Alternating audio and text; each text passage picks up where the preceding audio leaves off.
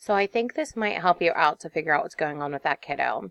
The easiest thing that I can think of to do is to go ahead and look at their daily and weekly plans. So if you go to your classrooms and click Overview, I'm just going to pick a random kiddo here, click on their name.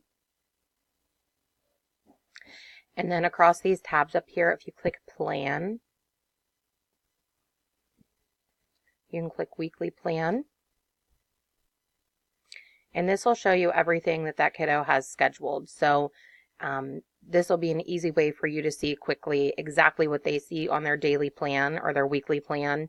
And you will be able to tell right away if they are scheduled for the classes that you've scheduled for them, or if they are still accidentally being invited to Bobby Joe's lessons.